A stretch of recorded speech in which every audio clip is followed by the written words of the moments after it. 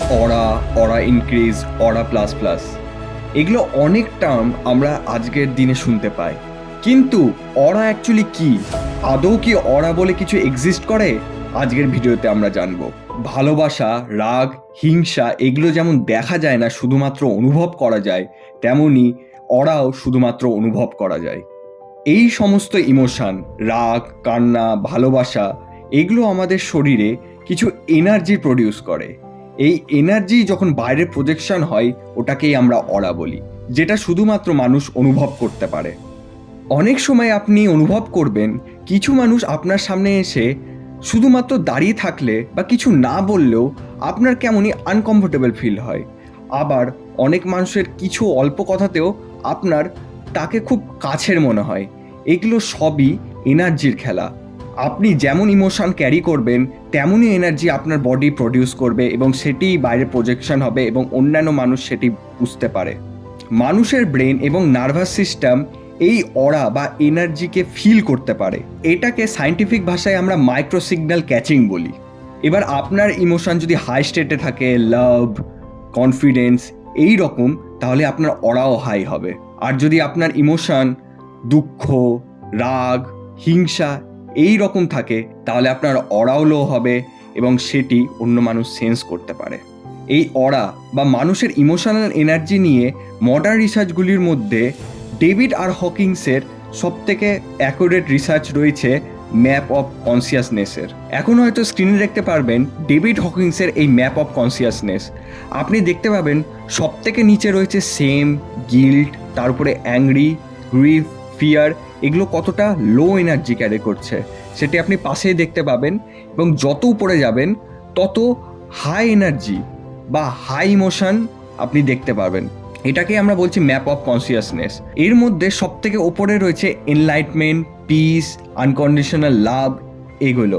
এই map of কনসিয়াসনেসের আপনি নিচ থেকে যত উপরে যাবেন তত আপনি ইমোশনালি স্ট্রং হতে থাকবেন এবং আপনার অরা তত স্ট্রং হতে থাকবে।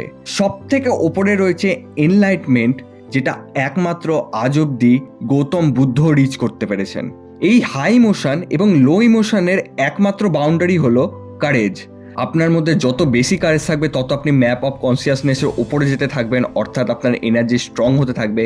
এবং আপনার কারেজ যত লো হবে তত আপনি এই ম্যাপের নিচে নামতে থাকবেন, যেখানে এই লো ইমোশনগুলোকে ফিল করতে স্টার্ট করবেন এবং আপনার এনার্জিও লো হতে স্টার্ট করবে। এই হলো ডেভিড হকিংসের ম্যাপ অফ কনসিয়াসনেসের থিওরি, যার মাধ্যমে আমরা কিছুটা হলেও অরা বা আমাদের ইমোশনাল এনার্জির কনসেপ্ট ক্লিয়ার হয়। মডার্ন টাইমে এই অরাটা যেভাবে ব্যবহার হচ্ছে সেটি পুরোপুরি রং ডাইরেকশানে। কেউ কাউকে কিছু ডিসরেসপেক্ট করে দিল, কেউ কাউকে কিছু উল্টো কথা শুনিয়ে দিল, ফলে অরা প্লাস প্লাস, অরা এনার্জি ইনক্রিজ, এগুলো সব ফালতু কথা। অরা সবসময় হাই ইমোশনাল স্টেটকে প্রজেক্ট করে। আপনি যদি আপনার কনসিয়াসনেসের সাহায্যে নিজের ইমোশনাল স্টেটকে ম্যাপ অফ কনসিয়াসনেসের ওপরে হাই ইমোশন স্টেটে যদি নিয়ে যেতে পারেন, আপনার অরা অটোমেটিক ইনক্রিজ হবে।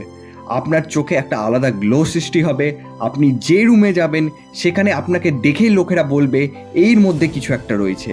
সবাই বলবে এই মানুষটা কিছু আলাদা এনার্জি ক্যারি করছে বা এই মানুষটা সবার থেকে আলাদা। আপনার হাঁটা চলার ধরন বদলে যাবে, আপনি হাঁটবেন, কথা বলবেন, সমস্তর মধ্যে আলাদা কনফিডেন্স দেখা যাবে এবং আপনার কাজ, আপনার চাল চলন সবাই নোটিস করতে স্টার্ট করবে। স্বামী বিবেকানন্দের ভাষায় আপনি হয়ে উঠবেন the man with a blazing fire. স্বামী বিবেকানন্দের শিষ্যদের কাছে জানা যায় তারা যখন স্বামী বিবেকানন্দের আশেপাশে গিয়ে বসতেন, স্বামী বিবেকানন্দ কিছু কথা না বললেও তার প্রেজেন্সই এত শক্তিশালী ছিল যে তারা চুপচাপ স্বামী বিবেকানন্দের পাশে ঘন্টার পর ঘন্টা বসে থেকে যেতেন এবং স্বামী বিবেকানন্দের কথায় এতটা পাওয়ার এবং অ্যাট্রাকশন ছিল যে তারা ঘন্টার পর ঘন্টা স্বামী বিবেকানন্দকে শুনে যেতেন। স্বামী বিবেকানন্দের মতো মহান পুরুষেরা সবসময় হাই ইমোশনাল স্টেটে থাকার জন্য তাদের অরা সবসময় হাই হতো। এবং আপনিও কি করে আপনার ইমোশনাল স্টেটকে উপরে নিয়ে গিয়ে আপনার অরাকে হাই করবেন, তার জন্য আমি একটি ডেডিকেটেড ভিডিও আনবো। ততক্ষণ কিপ ডুইং, কিপ গ্রোয়িং।